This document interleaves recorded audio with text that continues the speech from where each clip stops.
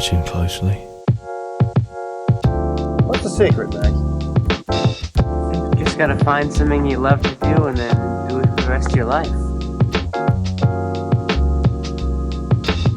I don't want to be a product of my environment. I want my environment to be a product of me.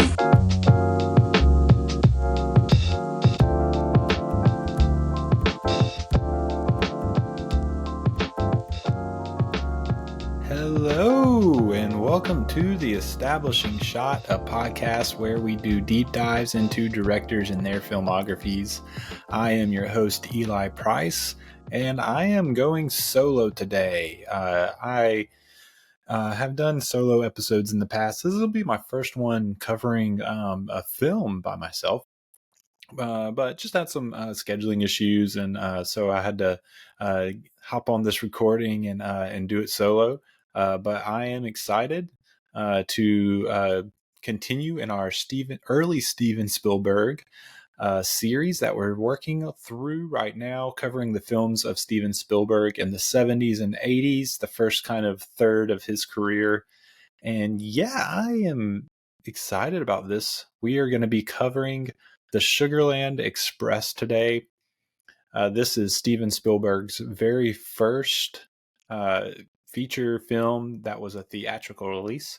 He had some feature films that were kind of like made for TV movies. Last episode we covered 3 of those, and one of them, Duel, did have a theatrical release in Europe. And then later on in the US, it had a short theatrical run.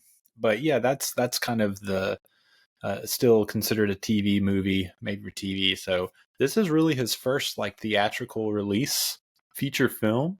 And yeah, I'm excited to dig into this today, the Sugarland Express. But before we get going, I just wanted to remind you that my podcast is listener supported. Everything that I do is either supported by you supporting podcast financially as a listener, or it comes out of my pocket. So, everything that comes in, I spend to keep up my technology stuff that I need to keep up with, and the subscriptions that I have that allow me to record and that allow me to keep the website running, everything like that. And so I do all of that on my own currently. And so every little bit counts. I have, a little subscription plan starting at $5 a month. I would love for you to do one of those. If you just go to establishingshotpod.com, you can click, I think there's donate is what it says in the menu. If not, you'll find it. And you can see the different giving plans starting at $5 a month. If you do that, I actually have coming up next week an episode where I am going to be recording a review of a movie that was chosen by a couple of my supporters, or actually my 2 of my aunts, my mom's sisters, that support the podcast with a little bit of money, and they chose a film for me to review. So I'm going to be doing that next week as kind of a special episode. And one of my aunts might even be hopping on, and we might talk about storytelling. She does a lot of storytelling with kids as kind of a librarian media specialist at a school. And so we're gonna do that. So if that's something you would want to do, to pick a movie that I could review, or maybe even hop on an episode with me and talk about movies, or maybe something about that is related to movies from your perspective, you can do that if you are a supporter. So I'd be happy to have you on, or to let you pick a movie that I have to review in the future episode. But yeah, just hop on establishingshotpod.com. Just click donate. You can see the different giving plans that I have that all just help make the podcast better. Like I said, technology, website, it helps me buy the films on disc so that I can watch the special features and get more information. It just helps a ton. It helps me keep it running. It's less that I have to spend out of pocket, and it's kind of, this is my shameless ask for you to support the podcast. But yeah, we're gonna move on now and get into the film today. We're covering the Sugarland Express. And Spielberg actually read a news story in the Hollywood Citizen News in 1969 about Bobby and Isla Faye Dent. I'm going to start that over. He read a story about Bobby and Isla Faye Dent. And it might be Illa Faye. I think it's Isla. It's Ila. It's a strange name. But Isla Faye Dent, and he just knew as soon as he read this news story that he wanted to make a movie because it would make a really good story on film. And so the real story involves a man fresh out of prison and his wife holding an officer hostage, making him drive them to see their child who was under custody by his stepfather at the time. And this original story has them driving 600 miles and over 100 local police cars, or right around 100 local police cars involved in the chase. And it ends with the release of the officer, the wife getting arrested, and the husband, Bobby Dent, getting killed. And it's I mean, if you've seen the Sugarland Express, I hope you've seen it. If you're tuning in, we do deep dives and we cover everything. So we're not gonna, it's a spoiler podcast, basically. Don't listen to this if you don't want the movie spoiled. But yeah, that, if you've seen the movie, which hopefully you have if you're listening, or if you just want to hear about a movie Steven Spielberg made, that's fine too. It doesn't bother me. You will recognize that is pretty much the plot of the movie.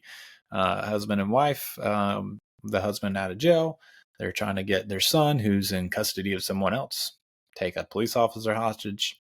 It ends with her getting arrested and the husband getting killed. That's pretty much the plot. And it's interesting. So Steven Spielberg kind of took he took this story to Universal, and really nobody that he was kind of, I guess, pitching the story to at Universal thought it would be a viable movie to make. They just didn't think it would be profitable, I guess. And so he's pitching this movie. No one's taking it. He had kind of gained favor with this agent who wasn't his agent, but he just knew him in the business. His name was Jennings Lane. And pretty soon after this, Jennings Lane became the vice president of Universal Pictures. And he liked Steven and maybe, I guess, thought the story might be fine. And he greenlit the project finally. So Spielberg began developing the script with two young screenwriters named Hal Barwood and Matthew Robbins. They built the story pretty much around the reality of the original story, which, if you just heard me say the original story and you've seen the movie, that's very much rings true. One thing they did, though, is they shifted a high focus onto the character of Lou Jean, who's kind of the Isla Faye stand-in in the film, and that was kind of a decision they made, I guess, early on, to make her kind of the main character, the focal point, the one through whom the whole story's perspective is kind of looked at. And so they were developing the script. One thing they did was they went in April of 1972 to Texas. And they were kind of doing ride-alongs with officers in Texas, in that area, I guess. And just kind of seeing what they do, following them around, kind of just getting a feel for what it's like to be an officer in this area in Texas, kind of the Houston area, I guess. This is a quote from Matthew Robbins, one of the writers, that I thought was just interesting. I thought I'd read it to share with you. He says, "Quote: We'd show up with our long hair, and we felt like these guys wanted to show the little guys from Hollywood the reality of life. One day at the station, one of them opened his locker in front of us, which was lined with crime scene photos of dead bodies. He did it on purpose to see our reactions. Pools of blood, a half decapitated head. I've never forgotten those images." Unquote. So they had I don't know if you could say a good time doing this, but they had a time. If that quote is any indication. Um, and so they did this for a bit. I guess they got their fill after seeing this guy's locker. Went back and working on the script. And after a while, Universal executives ended up shelving the project for a bit because they still just didn't believe it could be profitable. Well, soon after that was shelved. Producer, I think his first name is Richard Zanuck, and Brown. Zanuck and Brown kind of became a pretty big producing duo in kind of the mid 70s on for a while. And so Zanuck and Brown joined forces as this new producer duo, and they knew about Spielberg, and they heard about this film that he was wanting to develop and get going. And Zanuck really grabbed onto it. He wanted to make it. He was meeting with the executives and of Universal, who him and Brown had kind of struck a deal with, and he convinced them that they could make the movie. One of the big things that convinced them to allow him to greenlight the program and to back it, the project rather, and to back it was Zanuck's ace up his sleeve, which was that he had Goldie Hawn interested in the project, who was a pretty big actress at that time. And he ends up getting the go-ahead from the head of Universal Studio, which at that time was Lou Wasserman. This guy was pretty still skeptical about the project at this point, but he believed in Zanuck as a producer. He believed in Spielberg as a director, and I guess Goldie Hawn was the one that tipped the scale, because I guess he kind of liked her as an actress, and thought, well, maybe this will end up doing all right with these three on the project. And he greenlit it, and they got to work. The casting is interesting. Goldie Hawn, who plays Lou Jean Poplin, that she's kind of, like I said, the main character focus in the film. She was recently nominated and won Best Supporting Actress for Cactus Rose. Is that the name of the movie? I'm blanking on it now. I should have written it in my notes, but Cactus is definitely in the title. It was she won it for the 69 Oscars Best Supporting Actress, and so she was pretty I guess like desired as an actress at that point in time. And Spielberg was really happy with this casting decision, with Zanuck being able to bring her on board, because he just felt like she was the kind of ideal actress for the tone shift that happens in this movie. There's probably, I guess, like before the final act, it kind of shifts from a more like comedic tone, wild, zany tone, to a more like dramatic tone. And Spielberg just felt like Goldie Hawn would be the perfect actress to kind of carry the audience through that shift in tone. And we'll talk a little bit more about that later. Other casting decisions, you have William Atherton as Clovis Michael Poplin, the husband of Lou Jean. He was a young stage actor at the time, I guess well known in that field, or at least known. And Michael Sachs plays the patrolman, Maxwell Slide, the patrolman that this couple in the movie ends up taking hostage with his own police cruiser. And Spielberg had said about casting Atherton and Sachs that they were deliberately cast to resemble one another. And he said, if not closely in body, then at least in spirit and attitude. And I think that's true. You watch this movie and you kind of get a feel for both the dynamic of each of these characters with Lou Jean, and it is kind of like they do kind of have a similar dynamic with her. It's like she has something she wants to do. They try to convince her, hey, I don't think that's a good idea. And then she imposes her will and they crumble under her will.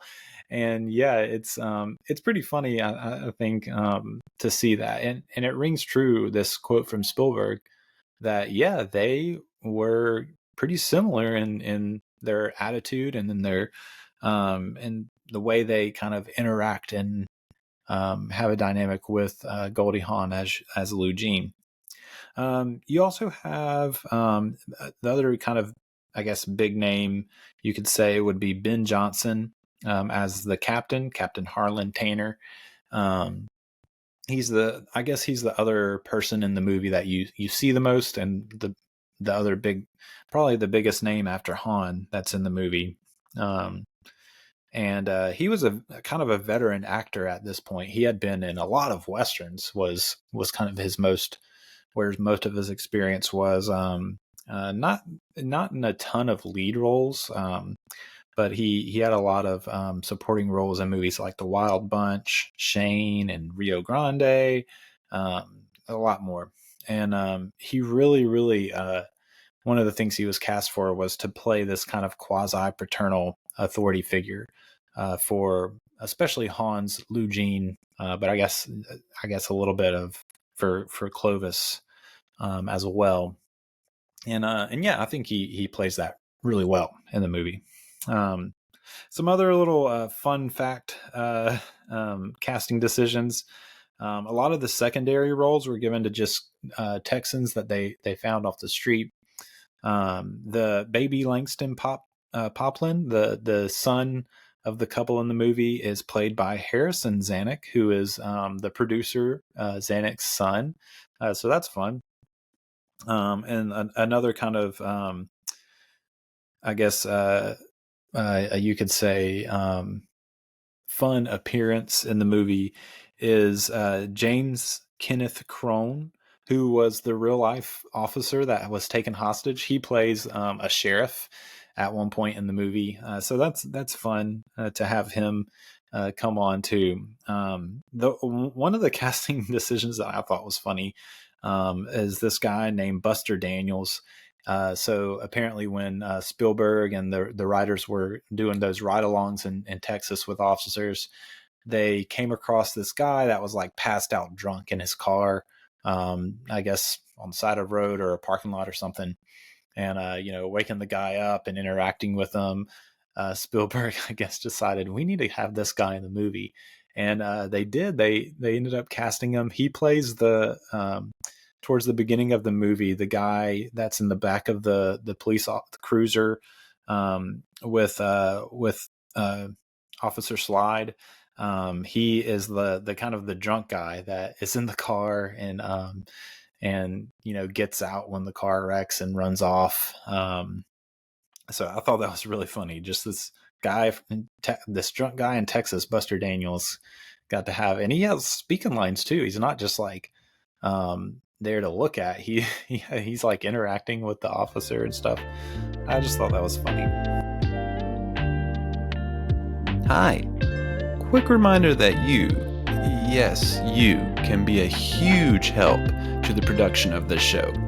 If you visit establishingshotpod.com/donate, you'll find out how to join the Establishing Shot family through some giving tiers starting as low as $5 a month. You heard that right, only $5 a month. And not only will you be helping me keep the show going, but you'll also get some perks yourself, like early and ad-free episodes, bonus episodes, access to a Discord server where we can chat it up about the show and movies in general, and more. Might even let you choose a movie for me to review for the show. Check out that link in the show notes to learn more. Back to the show. Yeah, they get the story done, and production gets started in January of 1973. They have a $2.5 million budget, and they get to work. I want to say I saw one of the sources I use, which is, if you're watching on YouTube, it's right over here over my head. It's Steven Spielberg, All the Films. It's the name of the book. It's a relatively new one. It usually gives the modern day equivalent of this money. So I want to say the 2.5 million kind of came out to like 7 point something million in today's, adjusting for inflation and whatnot. But yeah, $2.5 million budget. And Spielberg needed to establish himself early to kind of earn the respect of the cast and crew. And if you've been listening along in this series, that's kind of something up to this point where you kind of know, like, his start in television and doing episodes for TV shows and these TV movies. There was a lot of kind of turning up your nose at Spielberg done by the cast and crew, just because he was so young. I mean, it's 1973. He was born in 1946. So you're talking about a 27-year-old that's leading the production of this feature film, and yeah, it's just one of those things. He was like, okay, I know what it's like to deal with being looked down on because of my age. So I'm going to come in, and right off the bat, I'm going to do a complicated shot to show, what I'm capable of, that I know what I'm doing, that I'm in charge. And yeah, that's what he did. The source I was reading this from didn't say what shot that might have been. But I'd imagine it was an early shot because they did shoot this in pretty chronological order. So yeah, he starts off with a complicated shot. I assume he nailed it because he's Steven Spielberg, and he was really good as a director even from an early age. And yeah, he also, one of the things that I was reading was that he really showed willingness, even though he knew what he wanted to do. He was taking charge. He still showed a willingness to kind of listen to good ideas and make changes where those changes needed to be made, which is always a sign of a good director, when they're willing to make changes when those changes kind of call for being made.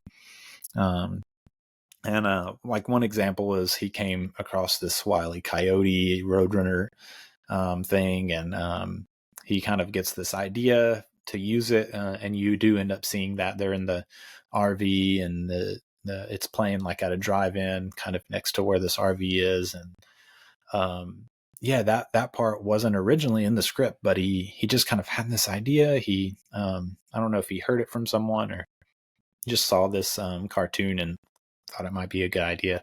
And yeah, ends up working with Robbins to work that into the script, make the adjustment, make the change. And yeah, so that's one example of that. And Zanuck too, he really worked on making a cocoon of sorts to protect Spielberg. He gave him people that would work well with him, and tried to get him the people he requested to work with. So yeah, I really do think that Zanuck and Brown were really good for him early on in his career. They would go on to, they also produced The Sting, which probably shot around the same time. And it came out a little before this movie did. And it was a pretty big hit, The Sting, with Robert Shaw, who ends up being in Jaws, which Zanuck and Brown do produce as well. So yeah, they're pretty big early on in as producers in Spielberg's early career, getting going. And so yeah, I'm sure Spielberg appreciated Zanuck and how he really came along beside him and believed in him and tried to set him up for success. That's something, as I've been doing these director series, typically early on, what you see in these successful directors' careers is that they have people that really kind of fight for them and put their name on the line for them and try to just try to help them jumpstart their career. And Sid Sheinberg did that for Spielberg early on, and it seems like Zanuck and Brown really did that as well. So I'm sure he appreciates those guys. So like I said, this movie was shot mostly chronologically, from Houston to San Antonio. So part of it was just it made most sense, I guess, probably schedule wise and budget wise, to shoot it chronologically, moving along this highway. But yeah, it was shot chronologically. This is how Steven Spielberg likes to shoot. I've heard him talk about how he really prefers to shoot chronologically so that the story can work out as it will, so that actors don't get confused or misplaced and where they are in the timeline of the movie, and also so that he can make kind of adjustments along the way if the story is going in a certain direction. This is one of the things he couldn't do with Jaws. It was just, you had to shoot the set pieces on land, and then once it was time to shoot stuff on the ocean, you had to shoot the ocean stuff. It was kind of like you couldn't really shoot everything in chronological order. So yeah, that's something that he prefers to do, and they were able to do with this movie. But yeah, as far as like production design goes, really a lot of the production design, there's not a whole lot to it. It's like it's a lot of on location shooting. I don't know that they necessarily built any sets or anything for this one. I really think it was all just like shot on location as they went from Houston to San Antonio, and just kind of found locations along the way to shoot in. And if you watch the movie, that's kind of the feel you get. You don't feel like anything's really on set, and there's not really anything in the movie that could be on set except for maybe the house at the end. But even that, you're pulling up to the house and you see the guy walking out. I don't see why they wouldn't have just shot in the house. But yeah, one of the things he did do, which he maybe pulled this kind of from his maps that he used to kind of map out what they were going to shoot each day for Duel, if you listen to that episode. But he, in his office at the studio, I guess, he built this giant storyboard, and it detailed all the shots that they were going to be doing along the way. And he worked really hard to do that, to, I guess, make that giant storyboard to make it kind of easier for him and his crew to see what they were doing. And this is probably, I would guess, I don't think he really did much storyboarding for Jaws, maybe a little bit. But yeah, this would be something that you would see, that we'll see as we work through his filmography, is that he is really big on storyboarding. It's just something that he believes in, that he really wants for people to see his cast and crew, so that they really all are on the same page. And it kind of all starts here with this movie. And other than that, as far as production design, they did only have money for 40 police cars, which, if you remember, the original story has like 100. I think he did do some work with like some miniature modeling or something to get some stuff. I didn't really see much about that. There's not a whole lot out there on this movie of the making of. And in fact, I bought the Blu-ray, which you can see right here if you're watching, thinking like, oh, sweet, I'll get some special features. Nope, no special features.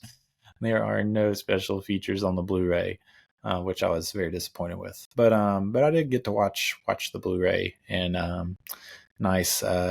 So some, a better picture probably than streaming. But yeah, it really like he makes at some points he makes those 40 cars look like 100 cars, just the way he shoots them coming over the hills and on the highway and all that.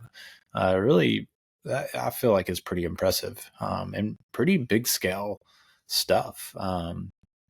He also the guy that was that worked with him doing like some stunt driving in Duel also worked with him on this movie for doing some of the stunts with the driving.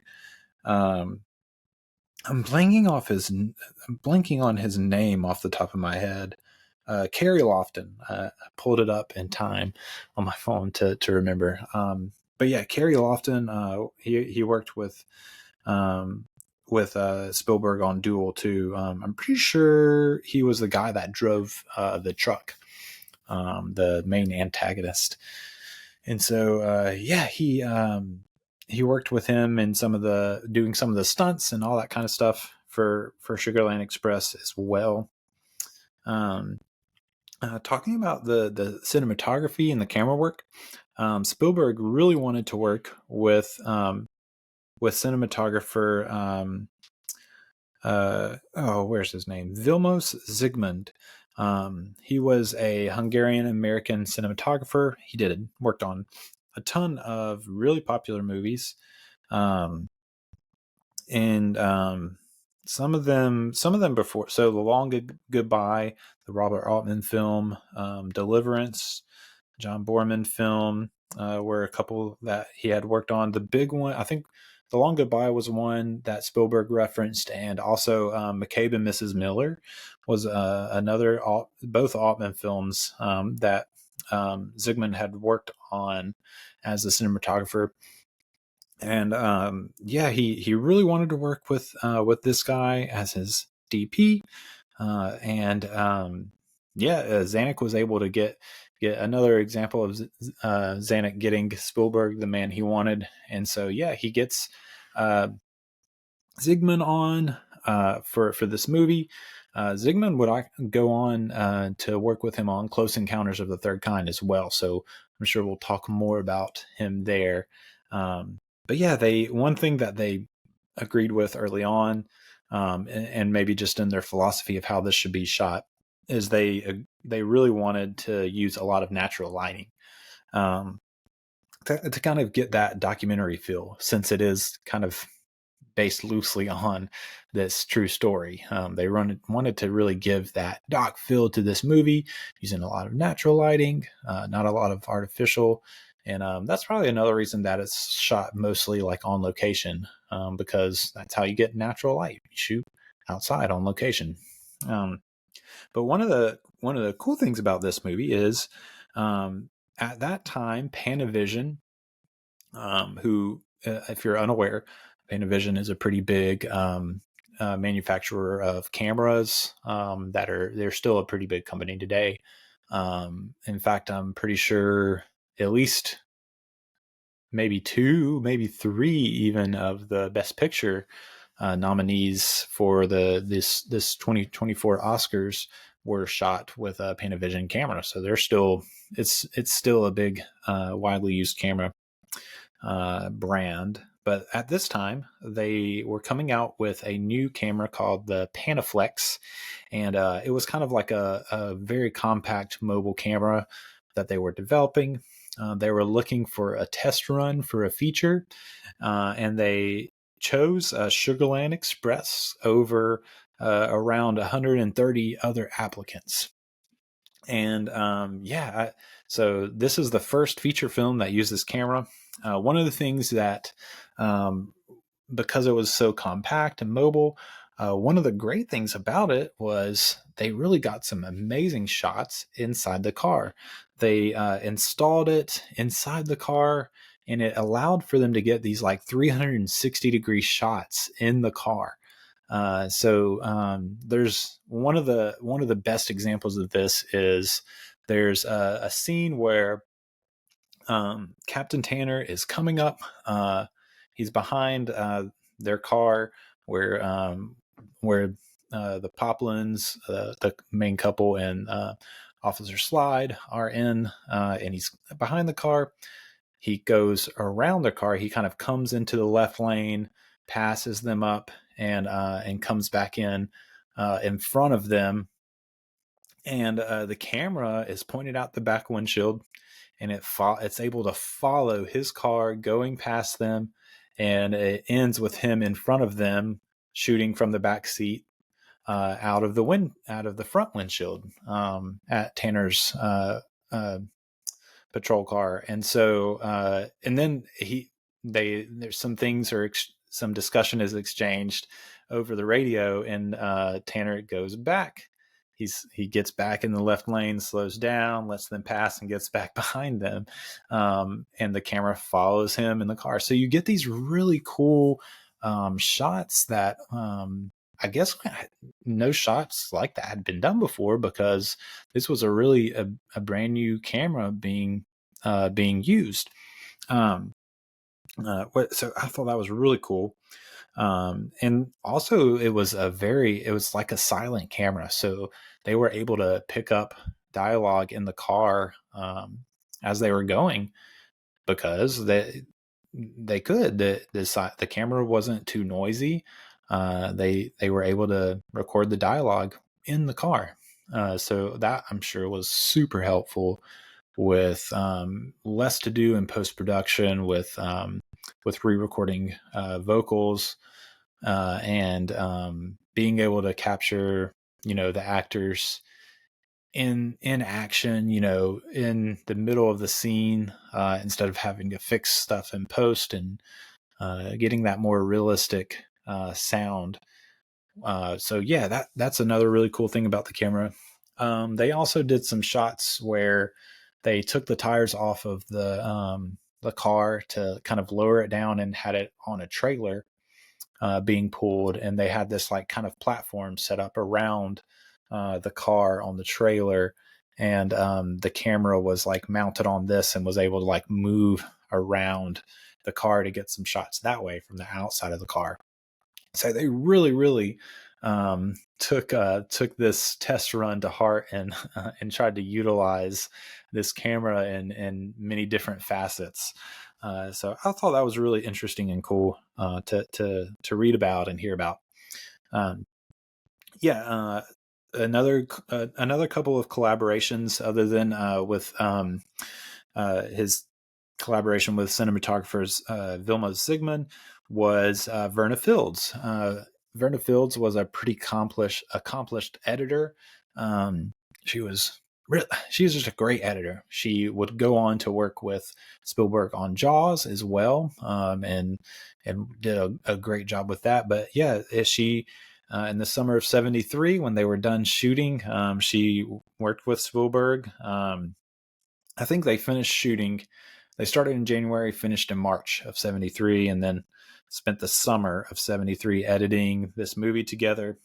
Another collaboration. This was his first feature film and his first collaboration with composer John Williams. And so, that's really cool. John Williams goes all the way back to the beginning of Spielberg's career. The score really has this kind of Americana feel to it. Very like Western-y Americana sounding score. It has a lot of harmonica by a guy named Toots Thielemans, who I know nothing about, but if you're a Americana harmonica connoisseur, I'm sure you'll recognize that name. I didn't look up this guy. I should have to kind of hear his harmonica expertise, but yeah, he also has a fun. I don't know if that's his real first name or nickname, but Toots. That's great. So those are some of his collaborations.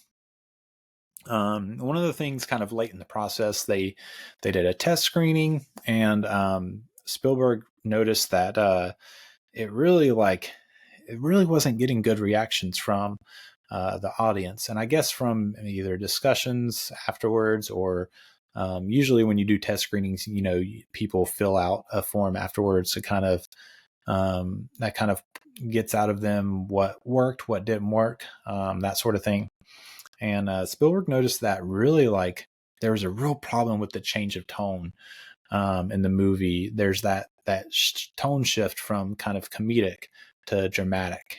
And part of the reason was because Goldie Hawn was more known as a comedic actress. And so that kind of threw people off when the movie turned dramatic. And really the original cut of this movie, there was a lot more gags in the first kind of half to 2/3 of the movie, before that tone shift to a more dramatic sort of ending.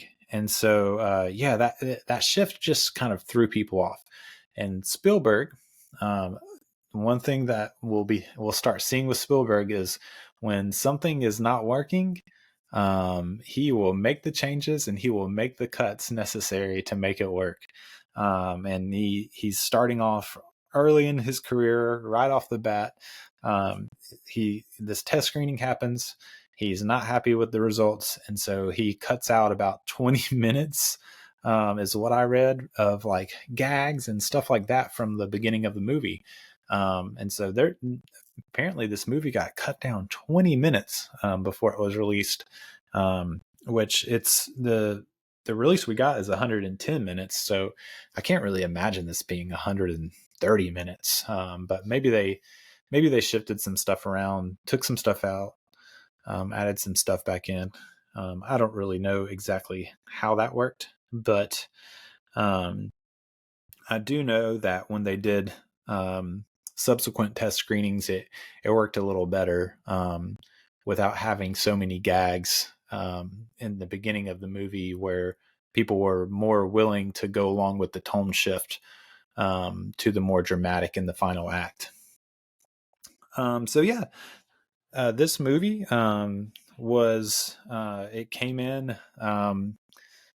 I guess around budget. I didn't really see exactly if they went over or under, but it makes it seem like it came in right around what the budget was supposed to do. And it was only 5 days over schedule, which for a movie you're shooting on location going from Houston to San Antonio is actually probably pretty good. And I do know I read that Zanuck, the producer, was pretty delighted with this. Which the funny thing is, as we'll see next week with Jaws, is Jaws was like the opposite experience of that. But yeah, we'll get into that next week. Spielberg was also allowed to work and be highly involved with the promotional material, which he really appreciated for this movie. And it was originally slated to release in December of 73, and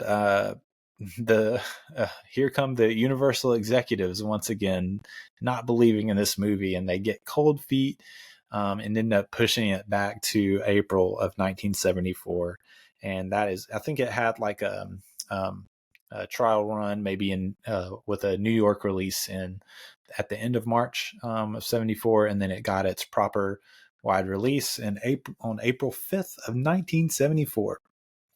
And it ended up with a worldwide box office of $7.5 million in revenue. And I'd say that's pretty good return on $2.5 million. It's over 100% return. And so that, I think that's saying something. And so, with Spielberg sticking to budget, coming in with the schedule, the movie makes a good bit, relative to how much the budget of the movie. This is one of those things where you make a movie efficiently, and you make a movie that gets the studio profits, you're going to get to make more movies. And so, this movie, Duel got him the opportunity, and this movie gets him, the chance to do some bigger stuff. And, I think we all know, we're going to talk about it next week, but I think we all know what Jaws did for his career. Jaws really catapulted him and in his favor with the studios. And so, yeah, it's,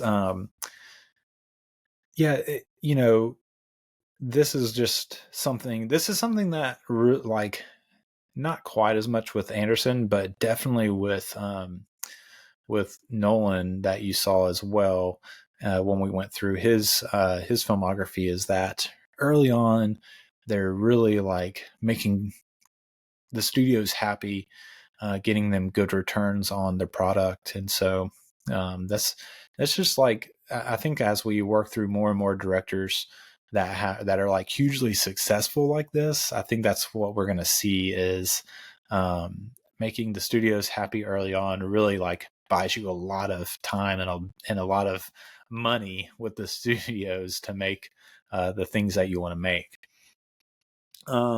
So one of the things that did come out of this that I thought was funny was the real woman, Isla Faye Dent, and some of her family members were not happy because they were not informed that her and her husband's story was going to be used as an inspiration for a movie, and they drove. I think they were in California. They drove from there to Texas, or maybe the opposite. I'm second guessing myself now. They drove a good ways to meet with the Spielberg and the Universal executives and issue their complaint. I don't know if they threatened to sue. I would imagine probably so. And they walked away with settling for $1,200 and a color TV set, and I guess that was enough to make them happy. And I don't know, that cracked me up. Hey, I see you're angry. How about $1,200 and we'll throw in a color TV? And they're like, deal. I really liked that. But yeah, this the reception of this movie was a little bit back and forth. It was kind of a disappointment as far as just like the general audience goes. Not really a whole lot of like fanfare, but it did make back its budget, kind of tripled its budget out, I think. And so, yeah, it's like it didn't get a whole lot of fanfare, but it's not like a movie that maybe would get that.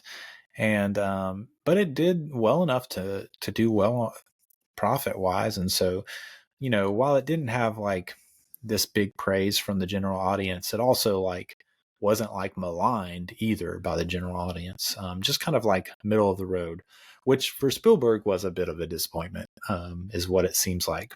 But it did get its fair amount of praise from critics and other filmmakers.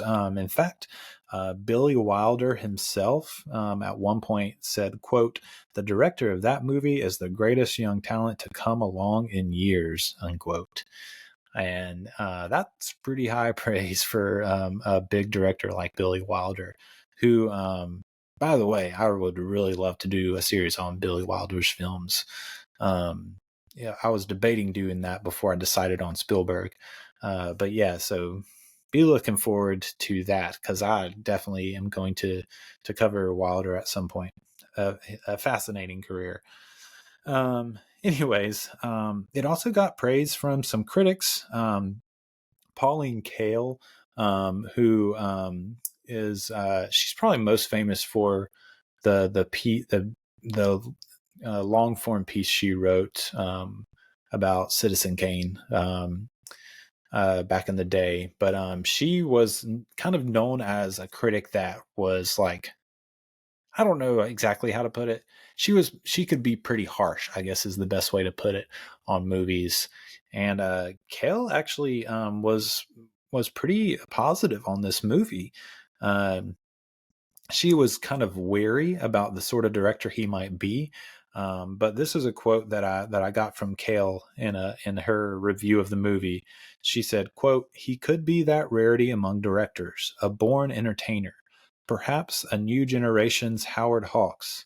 In terms of the pleasure that technical assurance gives an audience, this film is one of the most phenomenal debut films in the history of movies." Unquote.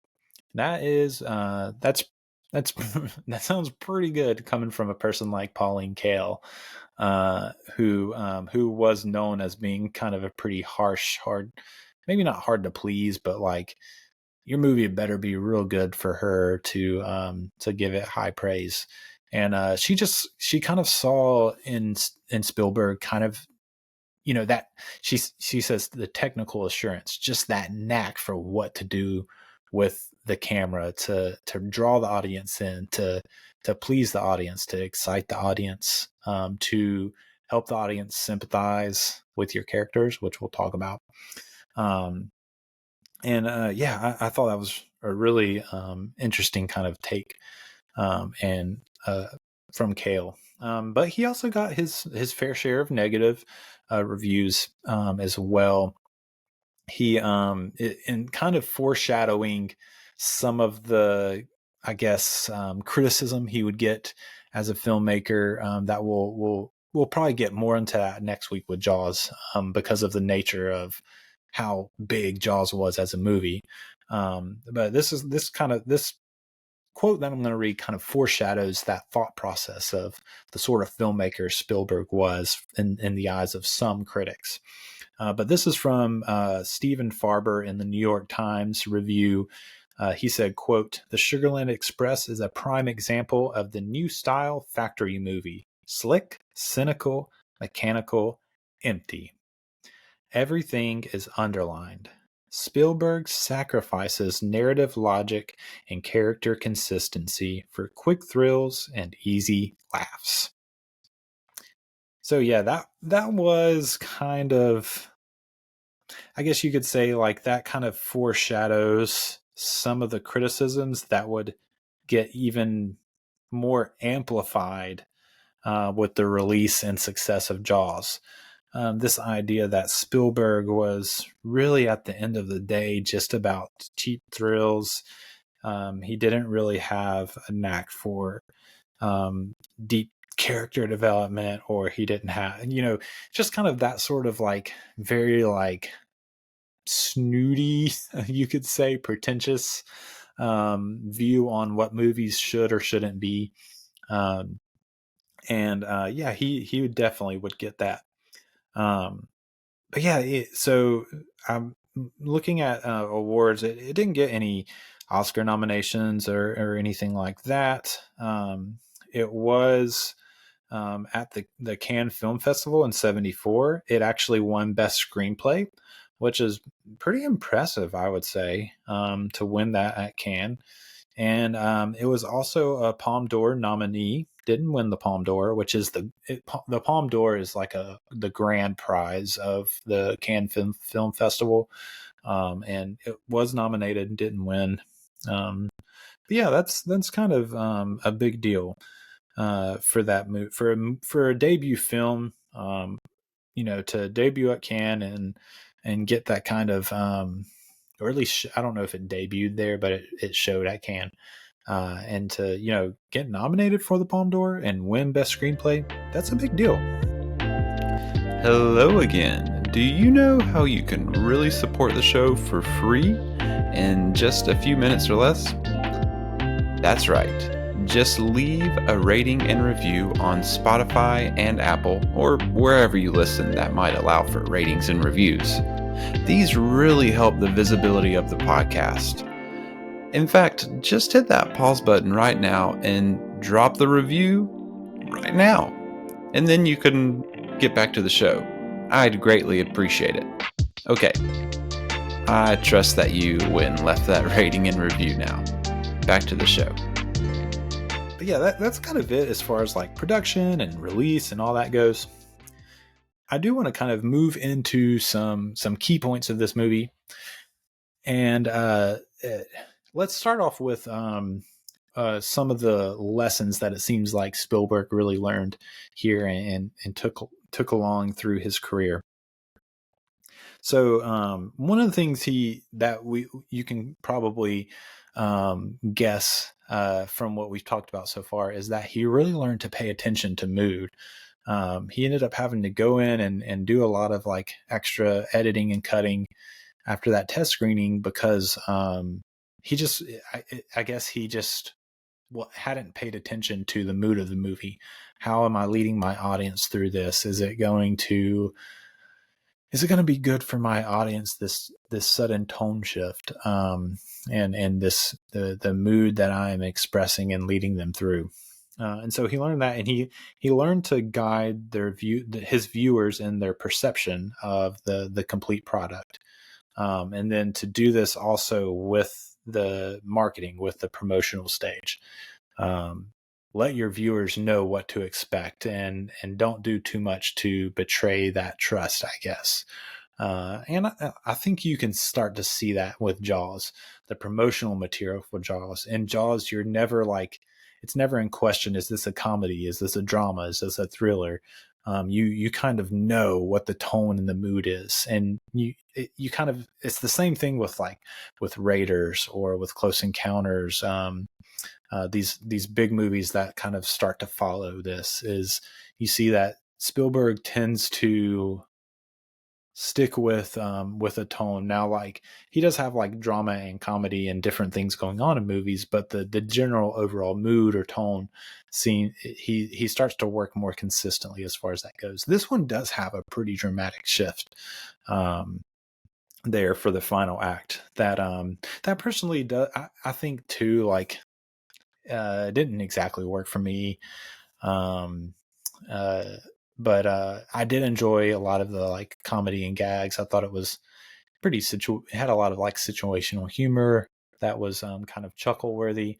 But yeah, then when you go into very like melodramatic tonal shift, it is kind of a little jarring. So that's a big lesson that Spielberg, I think, learned in this film. As far as the plotting goes too, I don't know. For me, so I'll say this: I did enjoy this movie, but overall, I think it's really just kind of a fine movie. It's just okay, and that's fine for a debut feature film. You know, I think honestly, for me, this was a bit of a step down from Duel. I liked Duel a decent amount more than this movie. Which is really saying a lot for a TV movie, to be better than your first theatrical movie. And I think in general, people would probably agree with that sentiment, from what I gather. But yeah, I don't know. For me, the problem with this movie is that it just gets very laborious. There's a bit of repetitiveness to, maybe not like the dialogue or what's going on, but just like the general circumstances, because it's just one long chase. I don't know. I wrote down in my notes when I was watching the movie that it was a little bit before the hour mark of the movie, which again, this is a movie that's an hour and 50 minutes long. And so not even, I guess, yeah, right around the halfway point of the movie, I wrote down that I was just, it was just getting laborious. It's like, okay, let's move on. And maybe it has something to do with the fact that it is just one long chase scene. It feels like you're watching the same sorts of things, just in different circumstances over and over. Or maybe it has to do a little bit with the pacing of the film. Maybe it has to do with a lot of the first half of the movie is kind of like, okay, what's another gag we can kind of pull with these kind of crazy kids, that can get a laugh. And it just kind of gets to the point where it's like, okay, where are we going with this? I know I know they're on the run. They have the hostage. The police are chasing them. Okay, where are we going with this? And for me personally, I just felt like it just kind of bit repetitive. And then, at about that hour mark, I just started to feel like, okay, this is just kind of ridiculous. Like, why don't they stop these guys? Why? I just didn't get it. It was hard for me to like, I don't know. It was just hard for me to like get on board with what was happening narratively in the movie. And yeah, it does have some good gags. I'll say that. My favorite one was with the old couple. So early on, Lugene breaks Clovis out of jail, and they get in the car with this older couple. They're like, "Hey, where are y'all headed?" "Oh yeah, we're heading there too. Do you mind giving us a ride? Our ride didn't show up or something." And so they get in the car with this old couple. The old couple, first of all, the old man is driving 20 miles an hour down a highway in the middle of nowhere, gets pulled over by a cop because he's going too slow, which is already pretty funny situationally. And then him and his wife get out of the car, and Julie, wow, my mind is just like all over the place. Lugene, not Julene, and Clovis get nervous, and so they get up in the front seat and steal the car and drive off, and the officer just leaves the whole couple on the side of the road, and he's like, "Y'all stay put, I'll be back." And of course, he chases the car down. It's a long chase scene, which is actually really well done. I'll say that. It's a great chase scene. I'm sure Carrie Lofton, the stunt driver, really had a lot to do with making that a great chase scene through this little town, and ends with the little wreck of the car. But yeah, so an officer drives. They get a ID on the car, and there's this chase, and all the cops are heading into this town in the area to find this car. And an officer is on the highway, and he stops next to this old couple, and he's like, what's the story? Why are y'all out here? And they're like, this couple stole our car. They said they were I don't know, whatever. And the officer's like, "Are you is it this car?" And he's like, yeah. And he's like, "Are you this man?" He's like, "Yeah." And he's like, "All right, y'all stay put." He just drives off and leaves them on the side of the road too. Really, really cracked me up. And actually, Steven Spielberg had said in the making of Jaws documentary, he had said that he really wanted to have this old couple in Jaws as well. He wanted to kind of be like kind of a, if kind of funny callback to Sugarland Express, where the old couple pulls up and gets out of their car, maybe even the same car, if that's what I would have done, and walk onto the beach or whatever. So I thought that didn't make it in Jaws, but that kind of would have been funny, to see. But yeah, there's other funny gags. I think just a lot of situational stuff. Like, one of the things that came to mind was Lugene in their car with these two guys just spraying on the hairspray, and they start coughing. Pretty funny. Her like looking through the gold stamp catalog, which I didn't know what that was. I looked it up. Apparently it was this, you could collect these gold stamps and redeem them for all sorts of stuff in these catalogs. Really strange and specific piece of American history, or Texas history, probably, more specifically. But yeah, really, there's some good gags in this stuff in the movie. There's some funny like situational things. Goldie Hawn as Lugene is really like very comically ditzy and naive in the movie, and a lot of that stuff works pretty well. But again, I really think the narrative gets bogged down, gets very laborious, And on top of that, the tone shift that happens at the end is a little bit jarring, even with the changes that Spielberg made. I personally think this would have been a really, really good, like 90, 95-minute movie. Cut about 20, 15 to 20 more minutes out of this, and I probably would have liked it more. You could have had a more like efficient, quicker pacing to it. But again, this is just it's his first feature film. It's his first like real budget to work with. I mean, it's not a lot, but it's not $450,000 that he made Duel with. And so, yeah, you want to try to do a bigger movie. And, I get it. But also like, it's one of those things where it's like, okay, there's potential here, there's room to move upward in his career with this movie. And then, so, let's jump back to this, because one of the things I do want to talk about is the some of the areas that you do see potential in for Spielberg in this movie. And a lot of the potential that you see comes from just the way this movie is shot, the really intriguing imagery you get, and the really like phenomenal camera work that you see. We talked about that shot from inside of the car following Captain Tanner's patrol car around them to the front and back.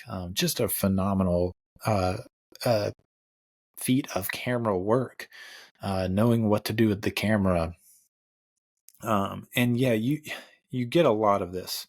You get a lot of like rack focus with characters, where a rack focus is basically where you have a character in the foreground and a character in the background, and you switch the focus back and forth. So you might switch where you've got the person in the foreground in focus to the person in the background being in focus. And this is a technique that Spielberg would use a lot through his career.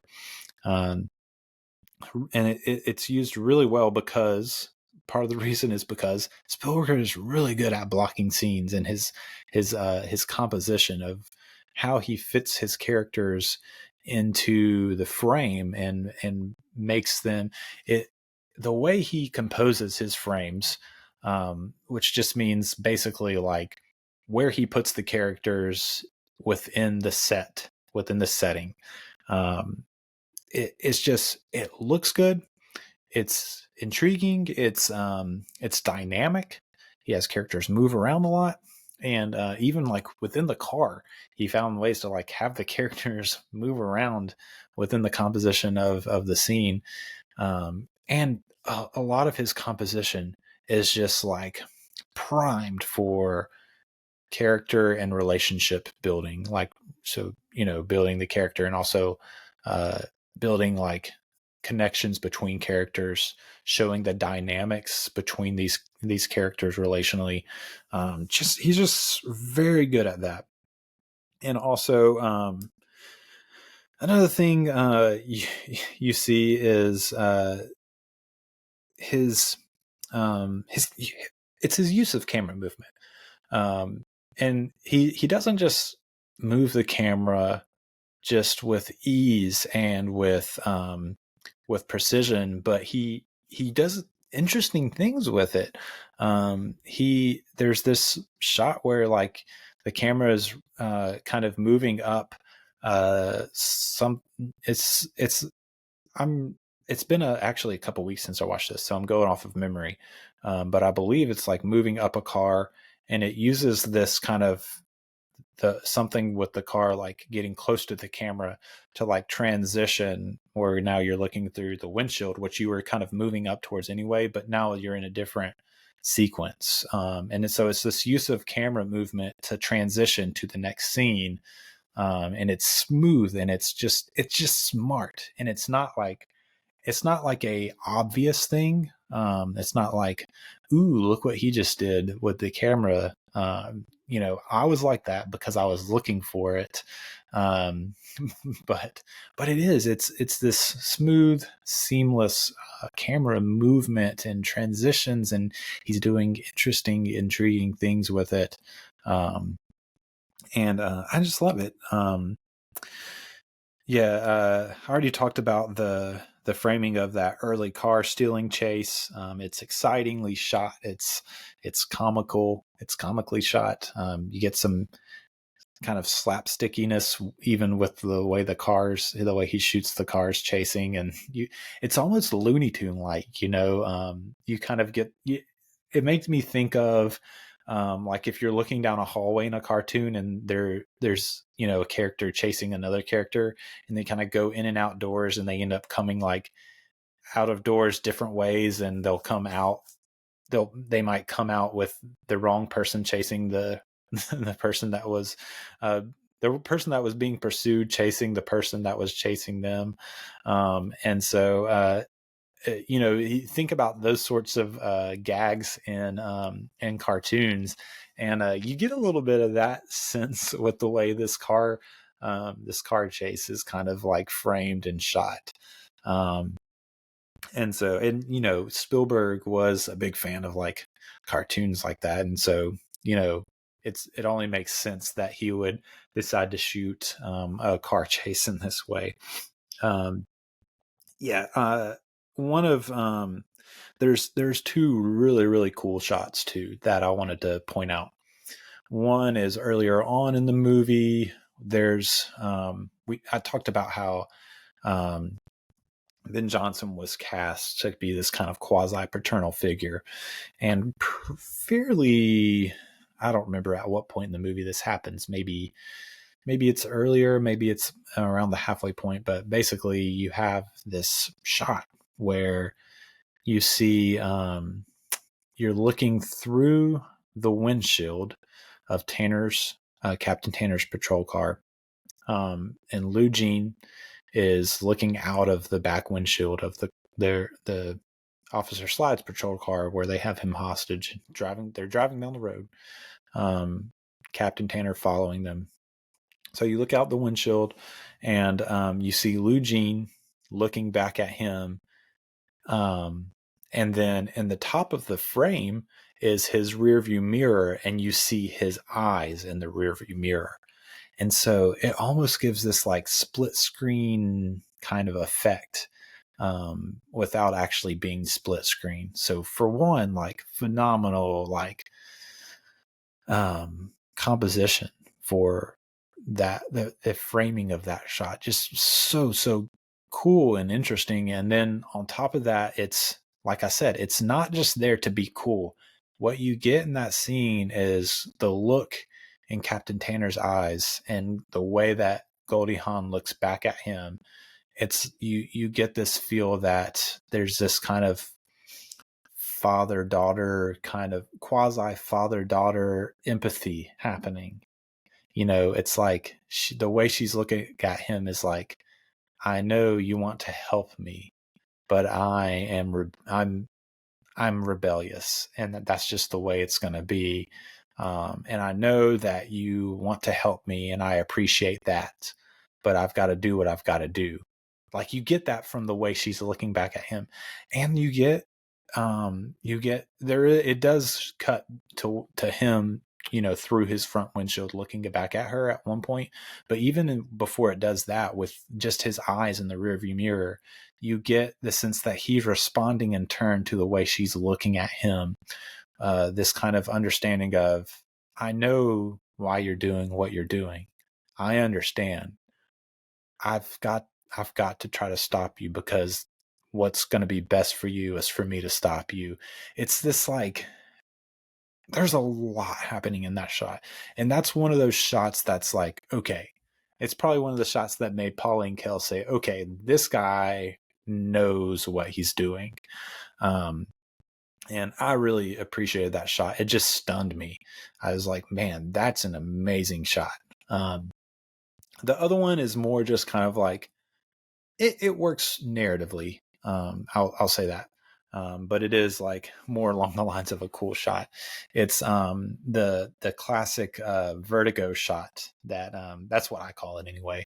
It's the shot from the beginning of Vertigo, where James Stewart's character, I don't remember his name, is hanging from the rooftop, and he's looking down the alley, and you get this weird like stretching effect where it makes the alley look like it's stretching to kind of like indicate his fear of heights. And the way that shot is done is that the camera's on a dolly and you get this reverse tracking shot. That just means the camera's moving away from the subject that it's shooting on a dolly backwards, a reverse tracking shot. It's on a track going in reverse, the camera, but at the same time you're zooming the lens while you're moving the camera backwards. And so it creates this kind of stretching effect on screen. And Spielberg uses this more towards the end of the movie. In the final act, they're going to the house where they think that their son is with these foster parents, and you have a sniper, sitting in the window, waiting for them. It's just these officers that are there just waiting, and you get this kind of it basically like this, the snipers in the foreground, you're looking through the window, and the car that they're in is approaching the house from the road in the distance. And Spielberg uses that vertigo shot, the reverse tracking zoom, simultaneous reverse tracking and zoom on the sniper through the window. You get that stretching effect the way that works on screen, like the effect that it has on the viewer, I guess is a better way to say it is kind of like it kind of indicates something like that's wrong. Something is, cause it's kind of disorienting. It looks strange and it's kind of like, okay, something's wrong here. Something is about to happen. There's this kind of impending doom about to happen, or this impending like terrible thing. And that's something that effect really does, because it's showing, okay, the sniper's here waiting, the car is approaching. You get that stretch effect from that kind of vertigo shot. And yeah, it is communicating something. It's not just a cool shot. It's communicating something narratively. It's communicating something strange, something bad is about to happen. And one thing I noticed too, I kind of rewatched this little shot. Someone had posted just this like few second shot on YouTube, and I was rewatching it earlier so that I could talk better about it. But one of the things I noticed is not only is he doing this reverse tracking zoom shot, he also does a rack focus where you start off with the officer that has the sniper rifle in focus, and the shot through the window with the car approaching kind of a little out of focus.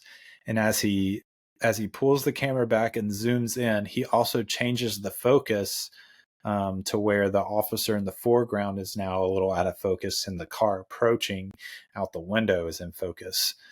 So not only is he doing this cool shot, he's also like doing this rack focus at the same time. It's just really, really impressive. It's a great shot.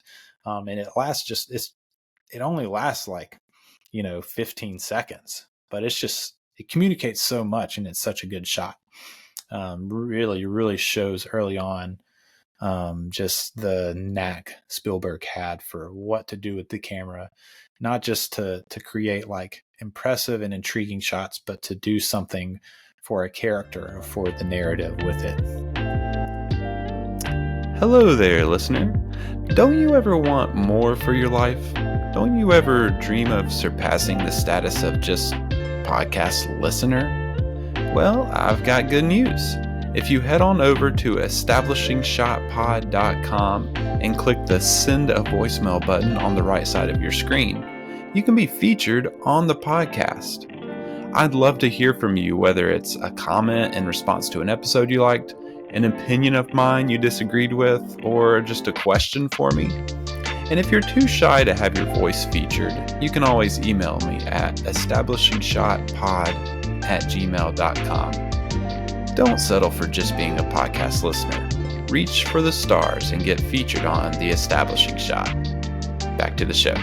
As far as character goes, I think he really does a good job of him and the writers, I guess, with the script really do a pretty decent job early on of showing Lou Jean and setting her up as a pretty complicated character. You know, you start off with that tracking shot following her onto the prison ground from the bus where she's in tears. And the closer she gets off the bus, she's composed, but then she kind of breaks down, is in tears. And the closer she gets to the prison where she's going to meet her husband, who's approaching being released, but hasn't been, and, you know, ends up breaking him out. She starts to compose herself more. So they set her up early on as a pretty complicated character, you know, a character that is experiencing a whole range of emotion and a whole range of just feelings and motivations.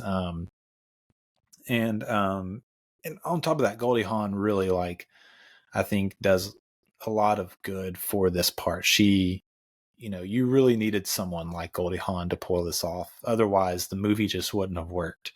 And you kind of see this naivete in her character that comes from the kind of comedic tone that Hawn can portray in this character.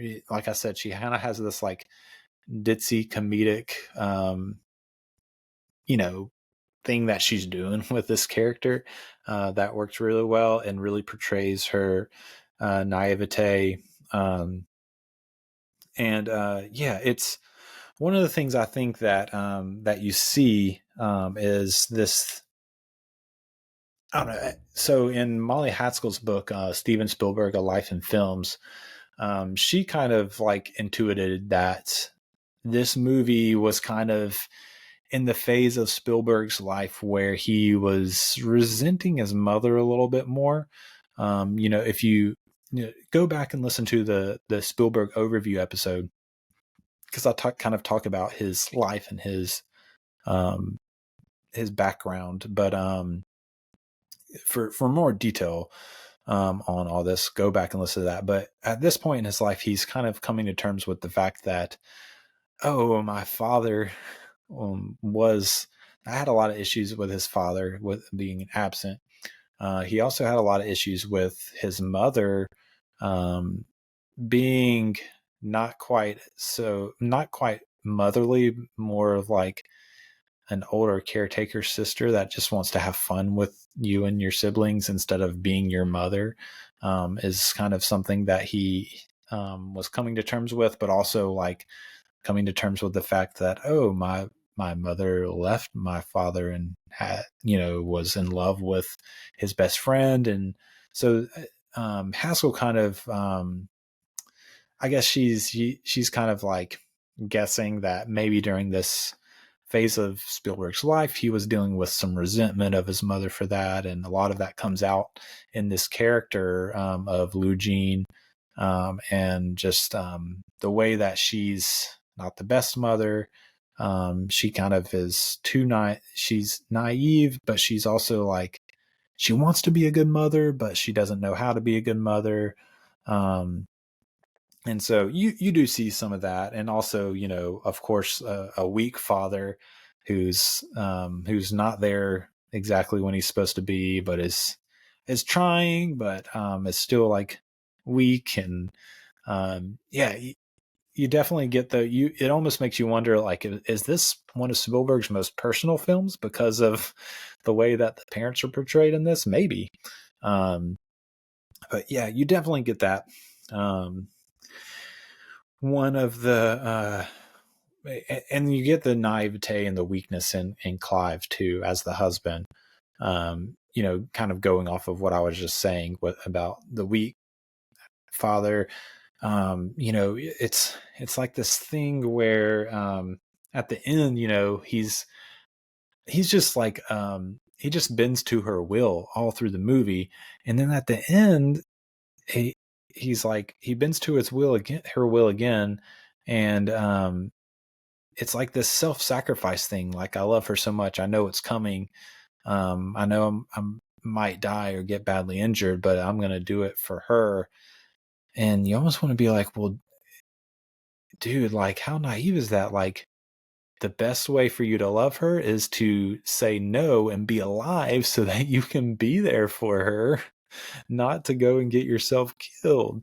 But it's like this, I guess, like naive young love that is present between these two characters. Yeah,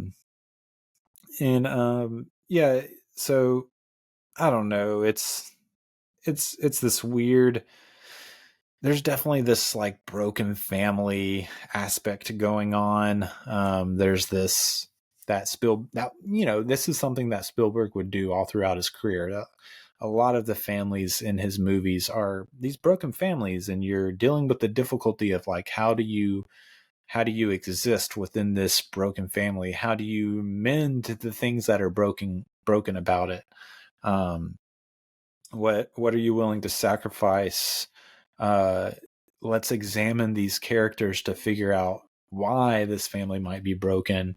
A lot of, Spielberg, I kind of quoted in that overview episode that Spielberg said that filmmaking is kind of his therapy. And so, you kind of have to wonder, like, okay, what are you dealing with in this movie?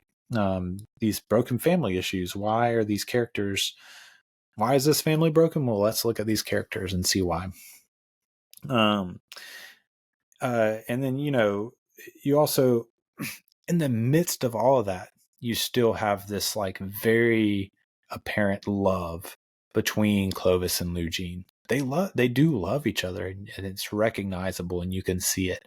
And so even in the midst of this, there's like this mix of a cynical look at this naive young couple that have messed up this family that they could have had. But at the same time, there's still this recognition that even in the midst of all the messiness, there's still some love there.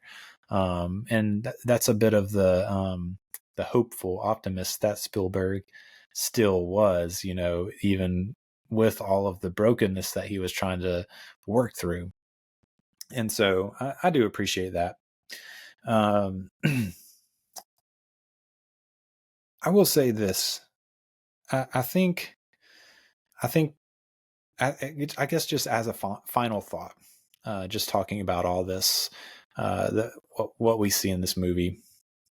I think Patrolman Slide, Officer Slide, kind of works a bit as like an audience surrogate where, he's in the car with this couple. He starts off like really annoyed with them. He doesn't know what to do with them. And as the movie goes on, he slowly builds more empathy with them, is more comfortable with them, almost even becomes kind of like a part of their little family, joking with them, kind of like trying his best to help them, trying his best to keep Clovis safe so he doesn't get killed at the end. And it's almost like he works as like an audience surrogate, where as he's building more and more empathy for these characters, so are you. That's something that I think works pretty well in this movie. You do build sympathy for these characters. You do hope for the best for them, even though it is a bit of a more tragic movie. It's definitely one of his more tragic films, for sure, along with Duel. One that doesn't necessarily end with a super hopeful tone. But what it does do is it builds the sympathy for the quote unquote other. This is a theme that we'll see throughout Spielberg's career, is that he has a heart for people that are ostracized, for people that are seen as a quote unquote other. And yeah, Officer Slide really works as a in the moment, on the scene surrogate for us as the audience, to help us build empathy for these kids. I think even somebody at some point in the movie says, like, they're just a couple of kids or something like that. They're, in other words, like, they're young, they don't know what they're doing. And yeah, he's these people are objectively not easy to like people. Clovis and Eugene, they're not super easy to like. They're annoying, they're naive, they're rash, they just keep making dumb choices. Objectively not that easy to like. But Spielberg constantly, with the way he uses the camera, we talked about that shot with Captain Tanner and Eugene. The way he moves the camera, the way he sets up his composition, the way he builds character with his characters and with his storytelling, it all is in the service with the camera and the narrative of building sympathy for this couple. And that's something that I really, really appreciate about Spielberg. Working off of his experience as feeling like an other, like he was ostracized, sometimes with his family, sometimes at school, sometimes even once he was in a studio, at Universal, and really has a heart for building sympathy for other people, helping you to start off like maybe not liking a character, or thinking they've just made dumb decisions, or thinking they're too different, and helping you to over time come to understand their motivations, understand why they are the way they are, and even like want the best for them by the end of the movie. Which you kind of do for this couple. You do want things to work out for them, and it's because of the narrative that Spielberg has worked out with his fellow writers, and the way he moves the camera, the way he sets up shots. It does really good work of that, and so I really appreciate that about Spielberg. But I think that's going to do it. All my thoughts on this movie. I personally gave this a 3-star for my rating. It's not going to be my favorite Spielberg, but man, it really is a good introduction, a good show of what tremendous potential that he had as a young director. 3 stars are usually for me movies that are right there on the cusp, where I'm like, I like some things about it, but there's enough things about it where I can't like put a full like, you should see this behind it. And that's kind of where this movie sits. Like I said, I did like it less than Duel. I'll try to kind of build as we work through this series, kind of like where I would put Spielberg's movies for my own personal rankings. And maybe I should add in the episode notes kind of my own ranking list on Letterboxd. I have all of his films that I've seen on this ranking list, but as I go through, I'll try to break it down without all the other extra movies that we haven't covered yet. So yeah, as of now, it would be Duel and then Sugarland Express. I think I gave Duel 3.5 stars. And yeah, this is a 3-star for me. Right there on the cusp of being a movie that I'm like, yeah, you should see this. It's really enjoyable. But yeah, I've already talked about my quibbles with it. Really, I did like the movie. I think it's a great, really good debut. And yeah, that really is it. I am excited. So like I said, next week, I'm going to be covering, a movie. I'm trying to debate right here as I'm talking. Should I say what the movie's going to be, or just let it be a surprise? I'll go ahead and say I'm going to be talking about a movie that was chosen from some supporters of the podcast, part of the Establishing Shot family of people that support the show. It's actually my two of my aunts chose the movie About Time for me to review. I have not seen this movie, but I've heard good things about it. It seems to be pretty well regarded. So I do appreciate them picking a movie that seems like it's going to be a good one to watch. And I mean, just looking at the cast, you've got Domhnall Gleeson, who I think is a pretty good actor. Rachel McAdams, who I really like as an actress. If you listen to my personal Best Actress nominations last week, you'll remember that Rachel McAdams was my number one or number two. It's hard for me to remember off the top of my head, for her role in Are You There, God? It's Me, Margaret. But yeah, I like Rachel McAdams a lot. Bill Nighy, great actor. Margot Robbie is in this. I didn't realize that. Yeah, so I'm excited to watch this and do a little supporter nominated film review on About Time next week.